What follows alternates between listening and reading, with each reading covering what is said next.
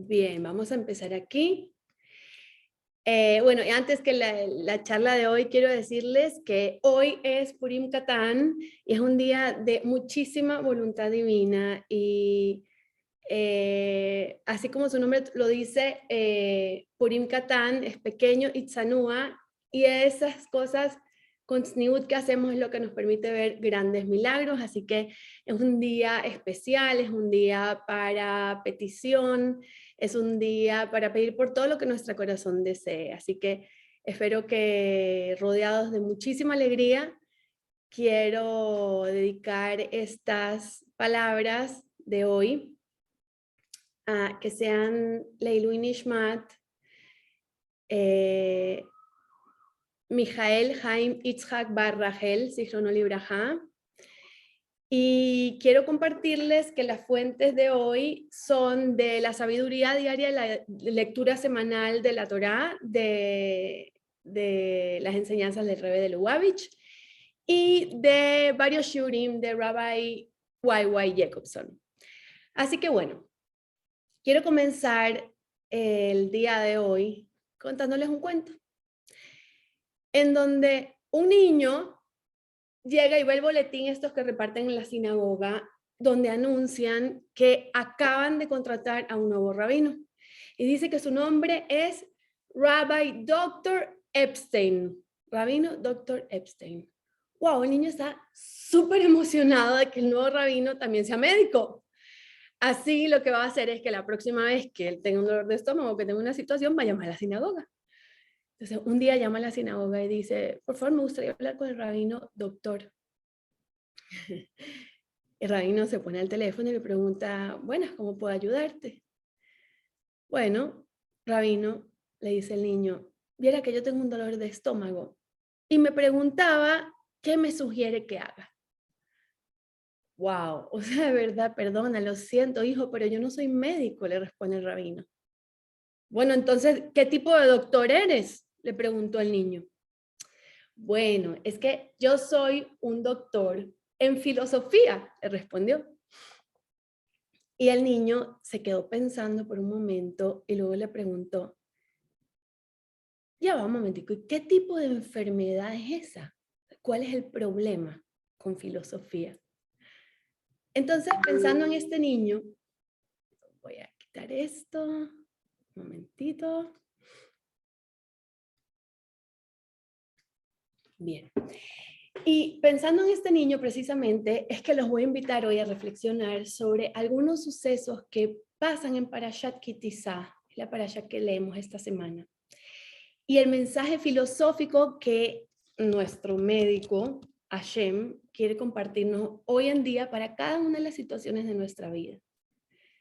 En esta parasha Ki Tisa, Dios le ordena a Moshe que levante, Tisa en hebreo, levante un censo de los hombres judíos adultos y recaude de cada uno de ellos una moneda de plata de medio shekel. Y la plata donada se empleó para adquirir los sacrificios comunitarios de todos.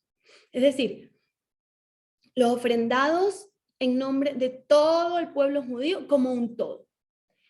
Y Dios le dijo, esto es lo que todos deben dar, un medio shekel, o sea, específicamente medio shekel. Es usado para propósitos santos, el cual en ese momento pesaba 20 geirá. Veamos. El medio shekel era en verdad la expresión de la unidad judía. ¿Y por qué? Porque ricos y pobres entregaban una misma cantidad por igual. Y todos entregaban solamente medio shekel para aprender que la única manera de lograr la unidad es reconocer que somos apenas mitades. Que para hacer un shekel completo nosotros debemos unirnos con nuestro propósito y con nuestro prójimo. Y que no estamos completos solo pensando en nuestra individualidad, sino que nos completamos y estamos plenos al unirnos con el otro, al dar de mí al otro. Y más profundo aún, en nuestra relación con Dios también somos apenas una mitad. O sea, nuestra alma tiene 10 poderes, 10 fuerzas, ¿ok? Unas intelectuales y unas emocionales. Y estos 10 poderes o fuerzas del alma tienen por origen y reflejan los 10 poderes que Dios emplea para crear el mundo y los que continúa utilizando para recrearlo constantemente. Entonces, al canalizar los 10 poderes de nuestra alma, o sea, cada aspecto de nuestro ser, cada matiz de nuestro ser, al canalizar cada pensamiento, cada emoción, cada sentimiento, cada acción hacia la unión con Dios y hacia el cumplimiento de nuestra misión espectacular y divina, cerca de Dios, conectados a Dios. Entonces ahí es donde alineamos cada uno de ellos, o sea, cada poder de nuestra alma con sus atributos, que son los atributos de Dios. Así, nuestros 10 poderes se convierten en 20 porque estamos alineados con los de Dios y 20 es un shekel sagrado. Esa es la explicación de por qué el shekel, el medio shekel pesaba 20. Y así unidos todos es que podemos levantar de verdad y alinear al que lo necesite. Pero, ¿por qué necesitamos a un doctor en filosofía hoy en día? Bueno, porque Moshe le había dicho a los Yehudim que permanecería 40 días completos en el monte Sinai, pero ellos contaron equivocadamente y el primer mediodía, ellos contaron ese primer mediodía como si fuera uno de los 40. Y al no aparecer Moshe, el día que precisamente ellos habían calculado, muchos pensaron que se había muerto y que debían poner un sustituto.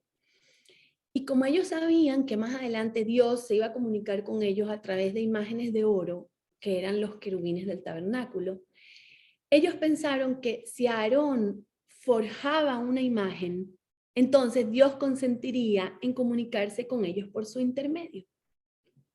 Bueno, claro que Aarón estaba en contra de esa idea, pero él calculó que ellos si trabajaban lentamente este cuento del becerro, lo iban a calmar, o sea, que se iba a calmar un poquito el pueblo y que eso iba a dar tiempo para que llegara Moshe.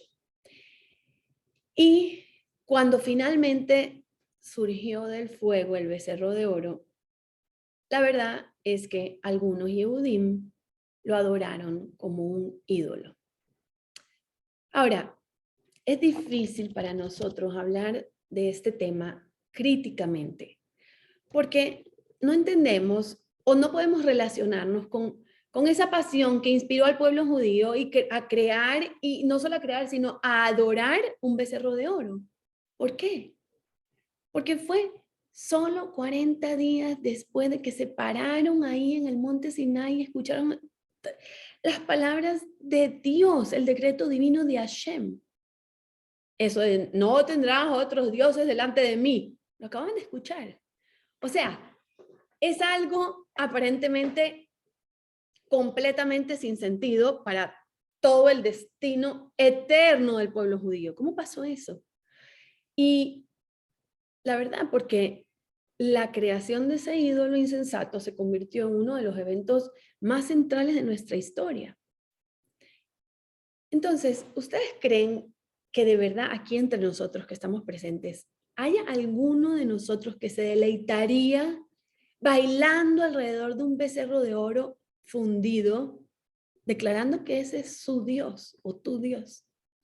¿Cómo pudo el pueblo que fue testigo de los milagros de Dios, que experimentó su revelación en el Sinai, cometer una transgresión tan grosera tan poquito tiempo después?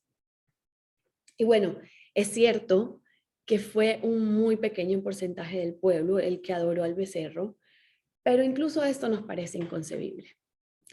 Entonces, nuestros sabios del Talmud nos enseñan que en realidad los Yehudim de ese entonces no eran lo que nosotros creemos. Los Yehudim de ese entonces eran incapaces de pecar.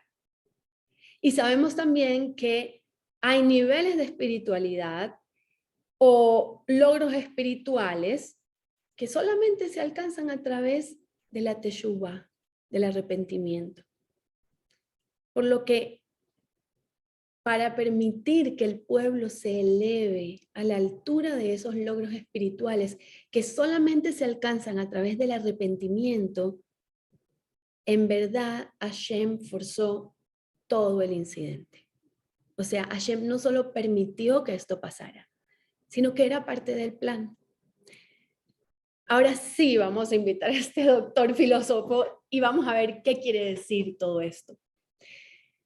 Eso quiere decir que a la luz de esto, nosotros, desde aquel momento y también hoy en día, cuando yo creo que estoy muy lejos de ese tema espiritual como para relacionarme con él o como para motivar a mis hijos a estas alturas que ya son grandes, quién los va a inspirar, o cuando yo creo que ay, pero es que yo no estoy conectada, yo no tengo nada que ver con ese aspecto religioso, es que ni siquiera soy kosher, yo no soy observante, yo nunca he cumplido Shabbat.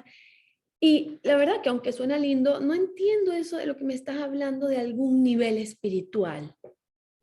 Y una de las cosas precisamente que Hashem te está diciendo a ti, en este hecho loquísimo del becerro de oro, es que precisamente por ti y para ti, Hashem nos dio la Torah. Y cada uno de nosotros podemos y debemos ver nuestra lejanía con las mitzvot o digamos nuestra distancia con Hashem como oportunidades a través de esas o de las cuales nosotros podemos en verdad escalar alturas espirituales que de otra manera serían inalcanzables. Dice que ningún tzadik se ubica en el puesto de un Baal Teshuvah. Ahora,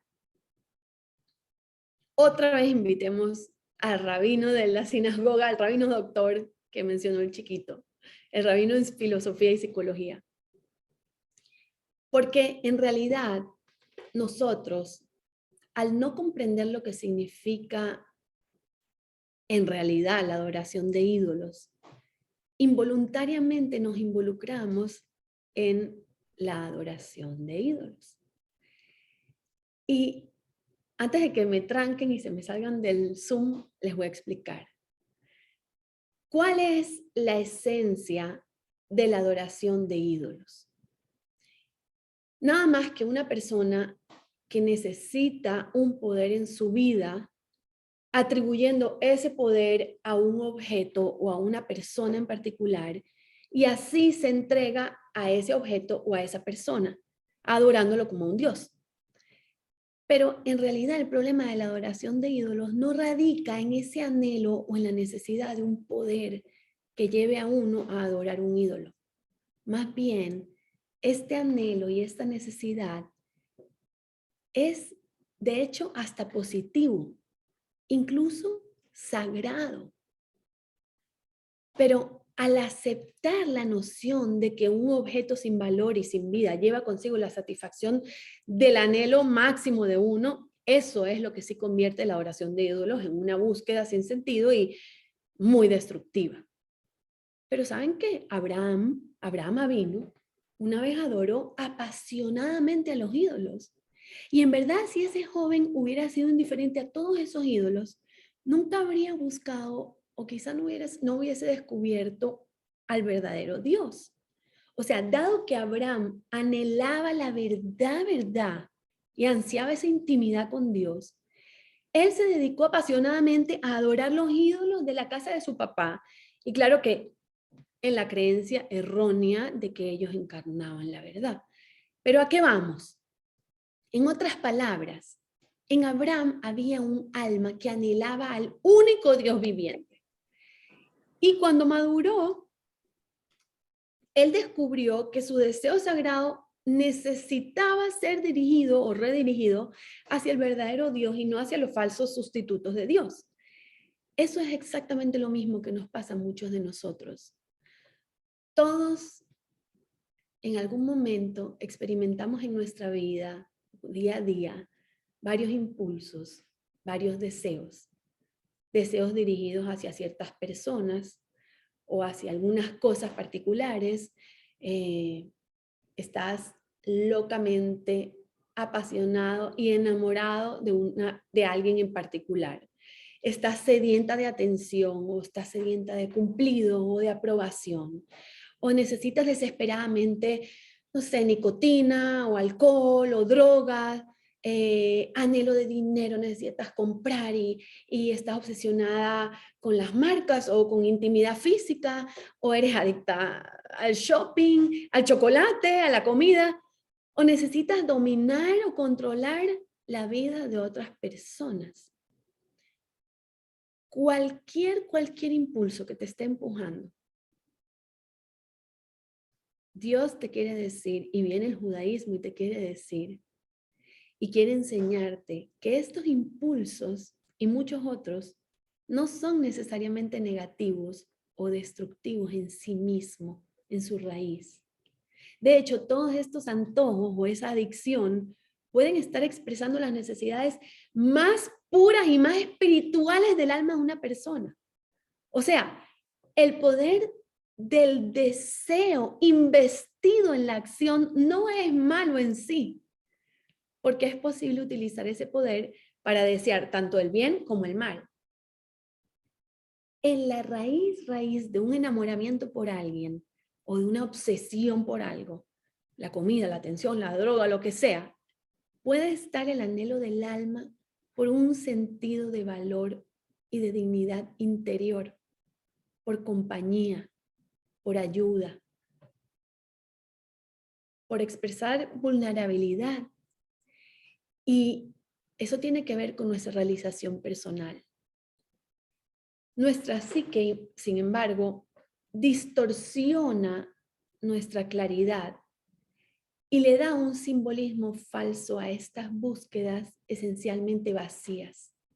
Como resultado de esta distorsión que hacemos nosotros, al igual que hicieron los judíos en el desierto, dedicamos nuestro tiempo y nuestra pasión a construir y adorar a nuestros becerros de oro personales, creyendo equivocadamente que ellos van a llenar el vacío en nuestro corazón, que llenarán un vacío espiritual muy profundo que tenemos. Y creemos que eso va a alimentar nuestra alma del hambre de Dios. Detrás de muchas adicciones hay un profundo anhelo de recibir o de dar amor. Pero nuestras mentes, nuestros corazones a menudo están tan magullados, tan heridos, tan adoloridos, que lo que hacemos con nuestra adicción para lograr ese amor es un ídolo, un objetivo inútil que solamente nos va a alejar de ese verdadero amor que estamos buscando. Un mensaje de esta parashá es que la guerra de la Torá en contra del becerro de oro es fundamental para nuestra misión en la vida y simboliza nuestro esfuerzo diario, no solo diario, minuto a minuto, de desviar nuestra atención de esos falsos portadores de valor a los verdaderos portadores de valor. Esforzarnos en aspirar a una voluntad y a valores verdaderos y correctos. Así que sigamos con la parashá. Y luego de la tercera vez que Moshe estuvo arriba 40 días en el monte Sinai, Moshe descendió el 10 de Tishrei cargando un segundo juego de tablas. Y estas tablas que hicieron, esas tablas reemplazaron a las primeras tablas que Moshe quebró él mismo cuando él vio a los judíos adorar el becerro de oro. Entonces, eso fue, o sea, realmente en el tiempo que Moshe estuvo, esos 40 días, de las 3 veces, los 40 días con Dios, en presencia de Dios, en realidad en Moshe eso dejó una huella permanente en él y su rostro irradiaba luz. Él emanaba luz, él resplandecía. Pero Moshe no se daba cuenta de que su piel, su rostro, todo se había vuelto radiante. Pero Dios, él mismito, cinceló las primeras tablas de roca en el monte Sinai. Mientras que el segundo juego de tablas fue cincelado por Moshe, por las manos de Moshe. Entonces fue específicamente después de recibir ese segundo juego de tablas, no el primero, ¿verdad? Sino cuando él recibió ese segundo juego, que el rostro de Moshe se iluminó. ¿Y qué nos quiere decir todo esto? Esto fue así porque aquello que Dios nos da sin que nosotros hayamos trabajado para ganarlo, eso no penetra en nuestro ser. Entonces, no fue por accidente que las primeras tablas se rompieron y que las segundas no se rompieron. Esas cosas por las que nosotros trabajamos y nos esforzamos pueden quedar con nosotros para siempre. Y lo que nosotros recibimos sin merecerlo se puede perder mucho más fácilmente. Tanto en ese momento, igual como hoy en día, Hashem quiere que nosotros podamos tener no solo nuestro rostro, sino nuestra vida entera iluminada, gracias al esfuerzo en alcanzar la voluntad correcta, los valores correctos, la verdad. Debido a que Moshe cinceló el segundo juego de tablas con sus propias manos, entonces eso fue lo que hizo que la santidad pudiera penetrar en su cuerpo y su rostro brilló. Del mismo modo, los esfuerzos que nosotros realizamos hoy en día al estudiar Torah o al tratar siquiera de cumplir alguna mitzvah de Hashem, eso depura nuestro propio cuerpo físico. Si nos esforzamos hasta el punto de que la Torah penetre en nosotros y la internalicemos y sea parte de nuestro ser. Entonces, en ese momento también irradiaremos esa luz. Así que, reflexionando sobre los sucesos que hemos mencionado, nosotros podríamos decir entonces que romper las tablas fue un gran logro de Moshe, ¿no? Y la Torah nos cuenta que después de que los judíos crearon el becerro de oro, Moshe rompió las tablas de piedra grabadas por Dios con los 10 mandamientos. Entonces, Moshe y Dios debatieron lo apropiado a esa transgresión y se decidió de que si la gente se arrepentía verdaderamente en su corazón, entonces Dios le daría una segunda oportunidad. Eso significa que tenemos la bendición y tuvimos la bendición de elevarnos con Teshuvah, elevarnos a niveles que de otra manera no podíamos alcanzar. Y Moshe labró un segundo juego de tablas de piedra y Dios también las grabó con los 10 mandamientos. Y Moshe se las dio a Israel. Ahora, yo quiero cuestionarnos, hacerles unas preguntas. 1. Moshe, que estaba indignado al ver el becerro de oro que hicieron como un dios, rompió las tablas de piedra y aparentemente él sintió que los judíos no las merecían y que sería inapropiado darles este regalo divino. Pero, ¿por qué esa ruptura fue su reacción? O sea, ¿por qué Moshe tuvo que romper y hacer añicos unas tablas celestiales? O sea, santísimas. ¿No creen que Moshe pudo haberlas guardado o escondido o bueno, se las hubiera devuelto a Dios que las guardara ahí? Bueno, debemos saber que las tablas enteras y las tablas rotas, ambas se encuentran dentro del arca sagrada. Y los Yehudim juntaron todos los pedacitos, todos los fragmentos rotos de las primeras tablas y los guardaron en el arca, precisamente en el tabernáculo, junto con las segundas tablas completas. Ambos juegos de tablas se llevaron a la tierra de Israel y se guardaron una a la par de la otra en el arca. Y están en el lugar santísimo en el templo de Jerusalén. ¿No les parece eso un poco extraño? Ok. Una primera explicación es que cuando Moshe estaba bajando y vieron el suceso del becerro de oro, Dios sacó de las tablas, empezó a elevar las letras, por lo cual ambas tablas ya no tenían esa santidad y a Moshe de tanto peso que ya no estaba siendo levantado, no las podía aguantar, se le cayeron y se le quebraron. Ok, pero ¿por qué colocarían las tablas rotas en ese lugar santo cuando estos fragmentos eran más bien un recordatorio constante de ese gran fracaso moral de Am Israel, del pueblo de Israel? O sea, ¿por qué no simplemente ignorarlas o guardarlas en un lugar seguro y ya? O sea, imagínense que en elogio a Moshe Rabbeinu, la Torá elige este episodio de romper las tablas como ese punto culminante de los logros de Moshe. O sea, en los versículos finales del libro de Barim, nosotros leemos esto. Moisés, el siervo de Dios, murió allí en la tierra de Moab, y no se levantó desde entonces un profeta en Israel como Moshe, a quien Dios conoció cara a cara. Todas las señales y maravillas que Dios envió a hacer en la tierra de Egipto, esa mano poderosa, esas grandes y temibles hazañas que Moshe hizo ante los ojos de todo Israel. ¿Qué hizo Moshe ante los ojos de todo Israel? Y Rashi, en su comentario sobre la Torá, explica que su corazón lo animó a romper las tablas ante sus ojos, como está escrito, y yo las rompí ante tus ojos. Después de todo, la opinión de Dios coincidió con la suya, ¿no? Era una decisión en conjunto. Y tú rompiste las tablas y yo afirmo tu fuerza por haberlas roto. Y la Torá decide concluir su atributo a Moshe aludiendo a este episodio de romper las tablas.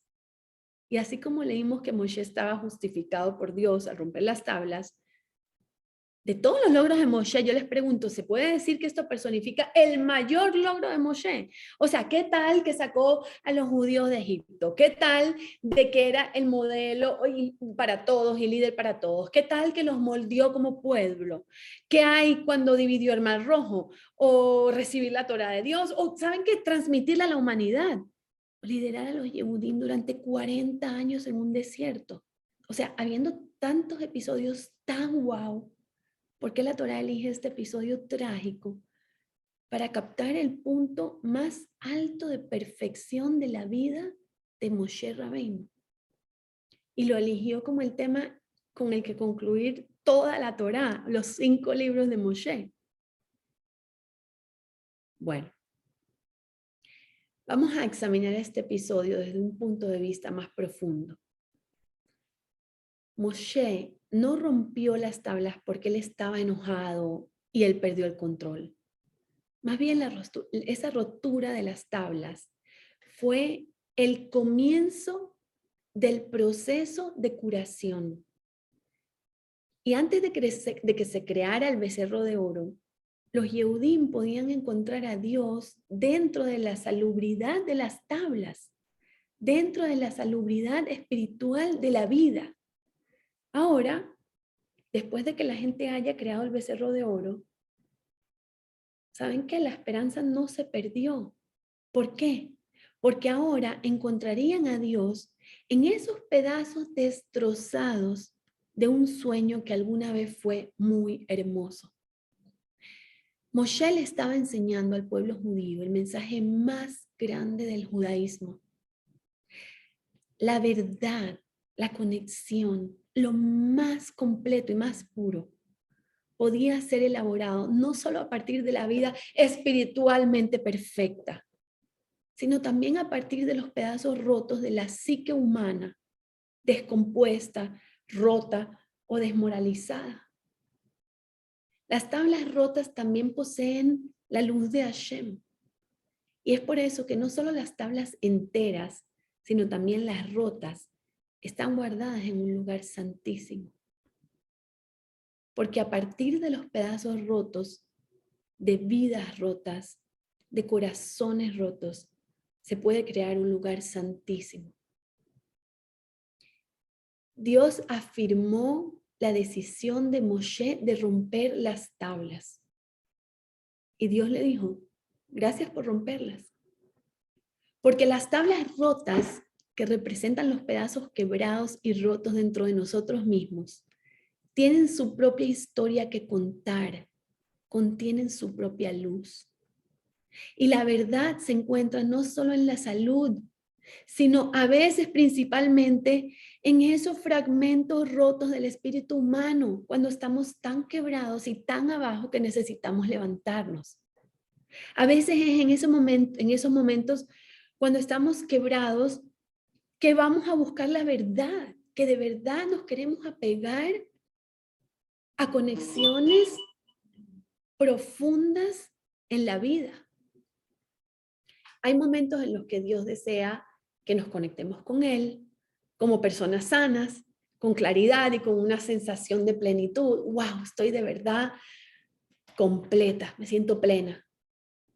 Y hay momentos aún más profundos en los que Él desea que lo encontremos en esas experiencias destrozadas de nuestra vida, en esos anhelos que no hemos alcanzado, en esos deseos frustrados, en esos dolores físicos, dolores emocionales, dolores espirituales. Claro que esperamos y rezamos por disfrutar siempre de las tablas enteras y no pedimos pruebas o challenges. Claro que rezamos por una vida plena y sin quiebres. Pero cuando nos encontramos con las tablas rotas o nuestros corazones rotos, no debemos huir ni hundirnos por eso, sino más bien con ternura debemos abrazar esas partes rotas, nuestras partes rotas, y llevarlas a nuestro lugar santísimo.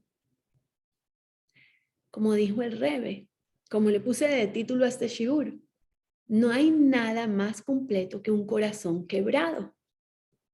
O sea, no solo se encuentra conexión con Dios en nuestros momentos más inspirados y de máxima salud espiritual. ¿Qué hay de los conflictos que nos atormentan? ¿Qué hay de las dudas? ¿Qué hay de los cuestionamientos? ¿Qué pasa cuando estamos luchando contra la depresión, contra la adicción o contra la confusión? ¿Qué tal cuando nos sentimos desesperados, con problemas de Shalom Bait, con desesperación, con dolor? ¿Qué tal un conflicto entre una existencia sin Dios y una existencia centrada en Dios? Porque muchos hemos pasado ese proceso. Asociamos religión con momentos religiosos, pero ¿qué hay de nuestros momentos no religiosos? Lo que Moshe logró al romper las tablas fue la demostración de la verdad de que lo que llamamos santidad se puede extraer de la misma alineación de una persona de Dios, de la alineación de todas las fuerzas de su alma con Dios, perdón, no de Dios, sino con Dios. Desde la confusión misma, desde el dolor mismo, de su quebrantamiento psicológico, de su quiebre espiritual, se puede descubrir una muy alta y nueva santidad. Por eso, el mayor logro de Moshe fue su habilidad de mostrarle a la humanidad cómo podemos tomar nuestro quebrantamiento y convertirlo en un lugar santísimo. Porque hay luz y hay alegría en cada corazón solo y roto. Y es nuestra responsabilidad también levantar a quien se sienta quebrado. Así que volteemos a nuestro alrededor a ver a quién podemos ayudar a juntar sus fragmentos de santidad y a quién podemos ayudar realmente a iluminar y a completar esos fragmentos de su vida que cree que están quebrados o rotos. Muchas gracias. Espero que terminen de pasar un Purim Katan Sameach y que sea siempre para bendición y para alegría y para mucha conexión. Muy lindo, Cindy. Tiempo sin oírte.